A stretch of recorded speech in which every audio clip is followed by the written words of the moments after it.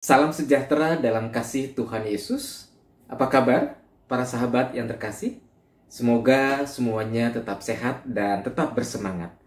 Hari ini kita kembali bertemu dalam renungan pengerja GKI Putih. Dan kita masih membicarakan tema besar yang serupa, yaitu seni mengelola emosi. Dan hari ini kita akan membahas bagaimana kita bisa mengelola emosi dalam bentuk rasa malu. Nah, pertanyaannya adalah, siapa di antara kita yang tidak pernah mengalami momen kita menghadapi rasa malu?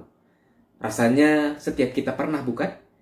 Rasa malu itu bisa muncul oleh karena kita gagal. Gagal mengerjakan sesuatu yang katakanlah orang umum dengan mudah melakukannya, tapi kita justru gagal mengerjakannya dan kita malu karena itu. Atau kita pun juga pernah merasa malu karena kita berbuat kesalahan. Sepertinya konyol sekali, sepertinya aduh kok keterlaluan kita mengerjakan hal itu. Dan kita malu karena kesalahan yang dibuat.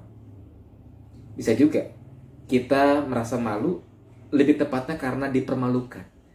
Ketika ada seseorang di depan pertemuan besar kemudian menghakimi kita, menuding kita, melakukan hal yang tidak senonoh atau hal-hal yang lain sehingga kita dipermalukan di depan umum. Kita juga bisa merasa malu oleh karena menghadapi sebuah situasi yang dianggap aib. Beberapa keluarga yang anggota keluarganya positif terkena COVID-19 lantas merasa malu dengan apa yang dialami oleh keluarga itu. Nah, rasa malu bisa disebabkan juga oleh karena faktor tadi, sebuah situasi yang dipandang buruk oleh banyak orang. Nah, pertanyaannya adalah bagaimana kita bisa menghadapi rasa malu.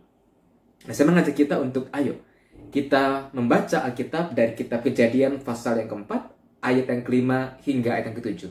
Firman Tuhan berkata, "Tetapi Kain dan korban persembahannya tidak diindahkannya. Lalu hati Kain menjadi sangat panas dan mukanya muram. Firman Tuhan kepada Kain, 'Mengapa hatimu panas dan mukamu muram? Apakah mukamu tidak akan berseri jika engkau berbuat baik? Tetapi jika engkau tidak berbuat baik, dosa sudah mengintip di depan pintu. Ia sangat menggoda engkau, tetapi engkau harus berkuasa atasnya.'" Nah, persahabat yang terkasih, tentu kisah tadi tidak asing buat kita, bukan? Kisah tentang dua orang bersaudara, Kain dan Habel. Dikisahkan bagaimana mereka berupaya untuk mempersembahkan dari apa yang dikerjakannya. Kain sebagai seorang petani, Habel sebagai seorang peternak, mempersembahkan apa yang terbaik dari yang mereka kelola.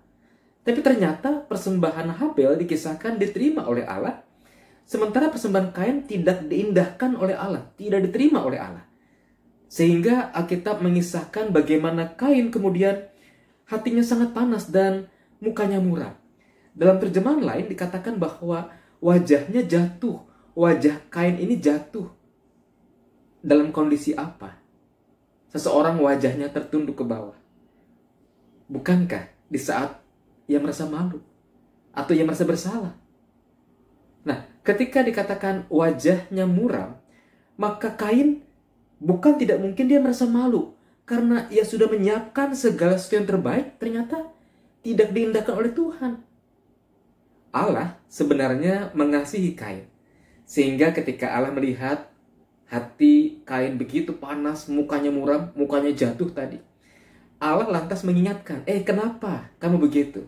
Hati-hati, ingat, dosa sudah mengintip di depan pintu. Jangan kau berbuat dosa, kata Allah. Tapi Kain tidak mengindahkan kata-kata Tuhan. Habel, saudara kandungnya, yang tidak ada urusan dengan diterima atau tidak diterimanya persembahan mereka, lantas menjadi kambing hitam dari rasa malu, dari kemarahan yang muncul dalam hati Kain. Kain membunuh Habel. Apa yang menarik yang bisa kita pelajari tentang rasa malu di sini? Mengelola emosi rasa malu. Ada 3 hal.